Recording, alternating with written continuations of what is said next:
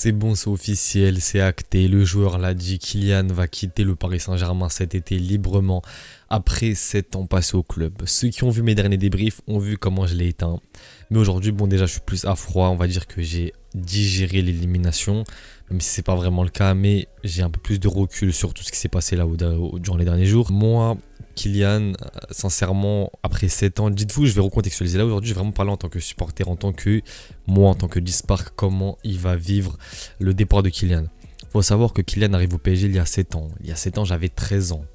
Donc, autant vous dire que mes plus belles années foot avec mon club, parce que, ok, j'ai vu le PSG à l'ancienne quand j'avais 10 ans, 9 ans, mais tu regardes pas le foot de la même manière que quand t'as 10 ans et quand t'en as 15, 16, tu vois. Et Kylian, j'ai grandi avec lui. Sincèrement, j'ai grandi avec lui, que ce soit en équipe de France ou que ça soit au Paris Saint-Germain, même à Monaco, en vrai, le début à Monaco. Mais c'est vraiment, Kylian au PSG, pour moi, c'est mon PSG, il y a Kylian dedans, tu vois. Parce que c'est le PSG de ma génération, c'est le PSG avec lequel j'ai grandi. Maintenant, il quitte. Je vais pas vous mentir que ça fait un petit pincement au cœur. Sincèrement, en vrai de vrai, même si il y a des vidéos pour en témoigner, je parle pas dans le vent. Ça fait longtemps, je sais plus exactement combien de temps, j'avais fait une vidéo sur son probable départ au Real Madrid.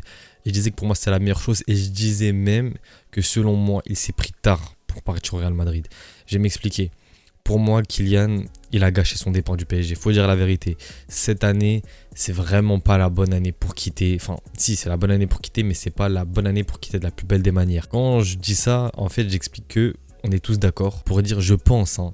Bon, statistiquement, c'est pas le cas, mais dans le jeu, dans ce qu'il nous a proposé cette année, on est peut-être sur la pire version de Kylian sur toutes ces années confondues au PSG. Pour moi, il aurait dû partir en 2022. Il serait parti en apothéose, on serait parti vraiment au top, même si on était disqualifié en 8ème. Mais en 2021-2022, l'année où on a le maillot domicile avec Jordan, t'avais Kylian et t'avais les autres. T'avais Kylian et t'avais le PSG. Le mec survolé. Je pense que c'est la meilleure version de Kylian qu'on a eu au Paris Saint-Germain. Et partir après ça, moi-même, pourtant à l'époque, j'avais aucun contentieux avec lui, même s'il était chiant de temps en temps, faut dire la vérité, toujours dans les médias et tout. Mais pour moi, personne ne pouvait lui en vouloir parce qu'on voyait qu'il y avait trop un gap entre lui et l'équipe.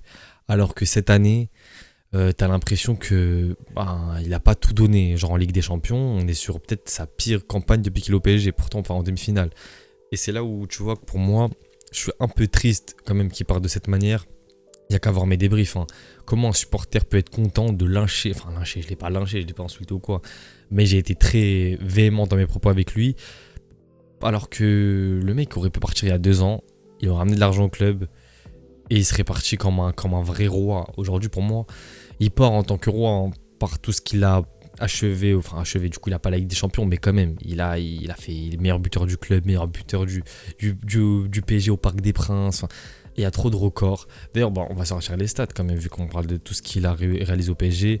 Kylian au Paris Saint-Germain, c'est 306 matchs pour 255 buts et 108 passes D. C'est énorme.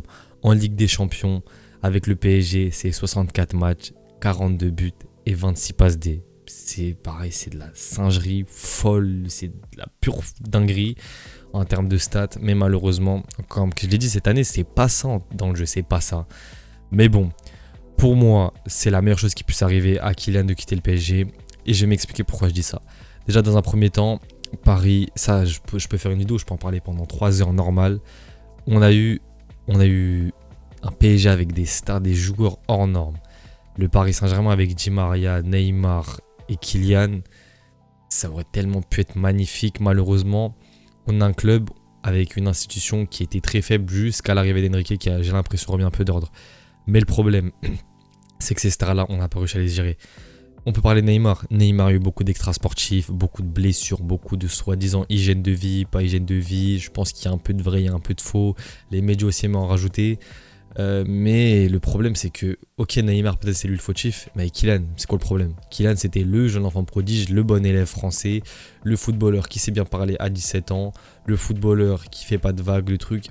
Pour moi, Kylian, on l'a vraiment rendu comme un monstre un peu au PSG à cause de la direction. Et c'est la même chose pour Neymar. Parce que bon, même si Neymar sur la fin, tu sentais qu'il avait lâché prise un peu, il était moins impactant dans le projet, mais il était passé en deuxième plan, quoi. Et c'était vraiment Kylian, la tête d'affiche, le numéro 1, celui qui des fois même, tu avais l'impression qu'il prenait des décisions.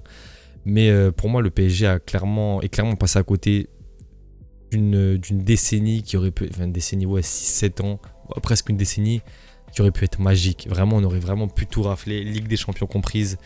Mais malheureusement, on les a transformés. C'est comme un enfant, t'as un gosse, tu lui accordes tout. Le jour où il grandit, il arrive à 14, 15 ans, tu vas commencer, ou même un peu plus tard, tu vas commencer à vouloir lui restreindre certaines choses. Il va péter un câble, il va faire des caprices, il va bouder. Et après, en fonction des parents, soit ils vont céder à ces caprices-là, soit ils vont essayer de le remettre dans le droit chemin et ça peut partir au clash. Avec Kylian, il y a eu tout. Il y a eu et le club qui essaie de le remettre dans le droit chemin et c'est parti plus ou moins au clash cet été, là, quand ça l'avait mis au loft et tout ça, au final il est revenu. Soit t'as les parents qui cèdent à tous les caprices, que le PSG a fait en 2022, ils ont fait un pont d'or. Et je pense vraiment que Kylian en 2022 ne prolonge pas pour le projet. Il prolonge clairement parce que t'avais Sarkozy impliqué, t'avais Macron impliqué, et l'émir du Qatar, et de l'argent qui coule à flot. Et t'avais la Coupe du Monde du Qatar, ils voulaient absolument avoir leur tête d'affiche. Ils ont eu leur finale qu'ils voulaient. Messi, comment ça s'appelle, Messi, Mbappé. T'as eu Neymar qui avait fait une plutôt bonne Coupe du Monde, pareil. En fait, l'image du Qatar a été, on va dire, mise en avant par ces joueurs en club durant leur Coupe du Monde. Et c'est ce qu'ils voulaient. Aujourd'hui, Kylian part librement alors qu'il aurait pu partir. C'est ça, tu vois que ce club, il est géré n'importe comment. Ton meilleur joueur, un joueur que tu as payé 180 millions d'euros à 18 ans ou 19 ans, qui part librement 7 ans plus tard alors que tu aurais pu le vendre pour soit le même prix, soit un peu plus cher. Et bon, ils ont dû largement amortir tout l'argent qu'ils ont dépensé avec Kylian parce que médiatiquement et tout ça, c'est trop une dinguerie. Mais pareil, tu vois que c'est pas un club de foot. Ce n'est pas un club de foot dans sa gestion. Bon, cette année, pour moi, comme j'ai dit, Kylian, c'est le meilleur choix qu'il peut faire. Et je vais m'expliquer, le meilleur choix pourquoi ? Parce que du coup, il arrive dans une vraie institution, dans un vrai club de foot, dans un effectif qui est taillé pour la Ligue des Champions de A à Z, du gardien à l'attaquant. Et Kylian, ça sera, on va dire, la cerise sur le gâteau, parce que ils n'ont pas de neuf actuellement, même si Vini joue plutôt bien en neuf. Moi, j'aimerais bien juste voir l'animation offensive. Je pense que du coup, comment je vois les choses actuellement. Modric qui va sauter, qui va pas reprolonger. Au milieu de terrain, ça va se taper avec Valverde, Kroos, Bellingham, Kamavinga, Tchouaméni. Normalement, j'oublie personne. Peut-être un Arda Güler aussi, mais lui, peut-être qu'il va jouer plus en attaque. Je sais pas exactement s'il le considère comme un 10 ou plutôt comme un ailier droit. Et devant, tu auras une attaque Vini, Mbappé, Rodrigo. Et du coup, Bellingham va. Je pense qu'on sera sur un 4-3-3, pas comme la compo qu'ils ont aujourd'hui avec un 10 et 2-9 devant. Kylian va, je pense, des fois permuter avec Vini un petit peu. Et il aura largement sa place. On va pas se mentir, pour moi, là, on arrive. Là, il a 25 ans, il arrive sur ses 26 ans. On arrive sur son prime. Là, on va avoir le prime footballistique de Kylian Mbappé en club. C'est effrayant de dire ça parce qu'au PSG, comme je dis, la saison 2021-2022 et plusieurs saisons, je vais pas tout revenir il a été exceptionnel. Mais pour moi, on va avoir la vraie version prime de Kylian au Real. Un joueur qui est concentré exclusivement sur le foot. Un joueur qui n'est pas là pour faire de la politique. Il n'aura pas le roi d'Espagne ou les politiciens espagnols qui viendront lui casser la tête. Il sera focus que sur le foot. Il n'aura pas de décision à prendre dans le sens où ouais, je veux lui, je veux pas lui. Frérot, t'es un joueur. Concentre-toi sur le terrain. T'es bon, tu joues. T'es moins bon, tu vas aller sur le banc, t'es au Real Madrid. Et je pense que même ça, je sais pas pour faire le mec, l'insider ou je ne sais quoi, mais j'ai eu certains échos de personnes qui connaissent, des personnes qui connaissent Kylian. Kylian à Paris, pour ceux qui ne le savent pas, il aimait bien la vie de nuit. En vrai, voilà, il kiffait bien sa vie la nuit. Kylian, les filles à Paris, ça y allait. Mais bon, en vrai, ça c'est entre lui et lui. Et ça a peut-être impacté ses performances. En tout cas, c'est le fait de choisir le Real tôt dans la saison. Parce que ça parle d'un contrat depuis le 20 février ou 21 février. Et depuis ce moment-là, il est claqué, il faut dire la vérité. Donc, pour moi, tous ces trucs, en fait, tout l'extra sportif qui venait l'embêter, on va dire, et que tu le veux ou non, t'as pas à avoir le mental que tu veux. Un joueur de foot reste un joueur de foot. Dès qu'on lui donne trop de responsabilités, après c'est lui qui les a demandées, mais dès que tu t'éparpilles, t'es plus bon dans ce que tu fais de base.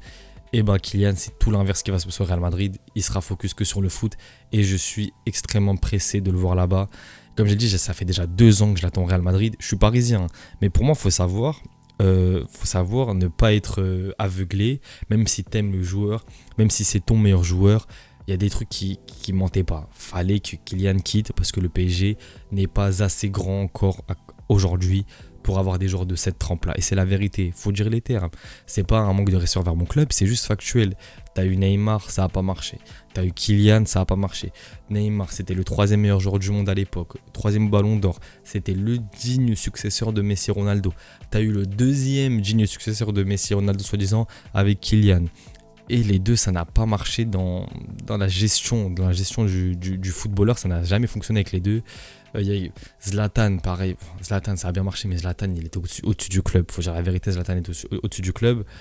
Et ben maintenant, le PSG doit faire comme un Real Madrid, créer ses propres stars. Enfin, les créer, les confectionner. Comme un petit peu avec un Vitinha, comme avec un Barcola. Bon, même si Barcola, j'ai du mal à le voir titiller les sommets comme un Kylian ou quoi. Ça va être très compliqué, mais ça peut être un bon joueur. Pour moi, il y a bientôt une vidéo mercato, comment ça s'appelle, une vidéo mercato parfait au PSG qui va arriver. Vous allez voir que j'ai beaucoup mis l'accent sur la jeunesse parce que pour moi, Paris doit faire grandir ses joueurs au club et les faire devenir des stars comme avec un Zaïre Emery par exemple. Mais ce mec-là aime le club et il sait pertinemment qu'il ne sera jamais au-dessus du club. Toi, t'es un chichi, t'as grandi là, c'est bien, mais le PSG, c'est le PSG et toi, t'es le joueur. Et pour moi, c'est le cap que doit prendre le Paris Saint-Germain. Et voilà, merci Kylian pour tout, je pense que j'ai fait le tour. Sincèrement, je pense que ça se voit un petit peu, je suis un peu ému, je vais pas chialer ou quoi, mais comme j'ai dit, 7 ans au club, c'est presque une décennie. J'ai grandi avec le Paris Saint-Germain. De le voir avec le maillot du Real Madrid dans quelques mois, ça va me faire bizarre. Mais je suis content pour lui, content pour nous, content pour le Real aussi. C'est la meilleure chose qui puisse arriver pour les 3 parties. Même si aujourd'hui Kylian va arriver dans une genre de... Il ne sera pas en position de faiblesse par rapport au Real Madrid, alors qu'en 2022, encore une fois, s'il avait quitté le club, il serait arrivé vraiment en tant qu'héros.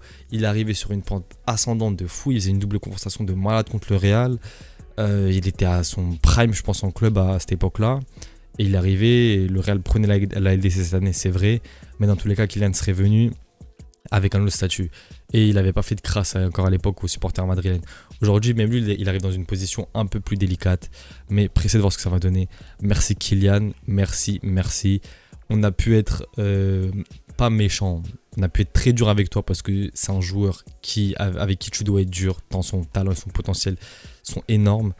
Mais lui aussi, il a fait des erreurs. Il y a eu des hauts, il y a eu des bas. Il y a eu des moments merveilleux, formidables. Il y a eu des moments dramatiques, des moments à oublier, qu'on n'oubliera pas.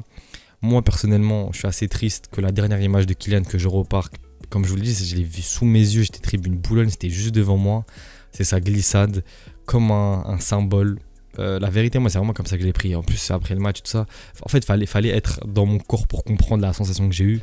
Mais le voir glisser comme ça, après le match qu'il fait, une élimination en demi-finale, j'ai vraiment l'impression que c'est le symbole de Kylian au PSG. On a été proche du but, mais malheureusement, on glisse en demi-finale. Et au final, Kylian s'en va sans Ligue des Champions au PSG après 7 ans au club. Voilà, je pense que j'ai fait le tour pour Kylian. On va le suivre au Real Madrid. Du coup, je pense qu'il y aura beaucoup plus de débriefs du Real parce que le Real, je regardais cette année, mais déjà, je ne regardais pas 100% des matchs, je regardais 70% des matchs. Et Kylian, ça reste quand même l'un de mes joueurs préférés. Et je serais obligé de regarder les matchs parce que j'ai envie de le voir jouer, j'ai envie de voir l'association Vini, Bellingham, Rodrigo, Kylian. On verra bien ce que ça donne l'année prochaine. Plus de débriefs du Real, toujours des débriefs du Paris Saint-Germain. Restez branchés, on s'attrape. À plus les mecs.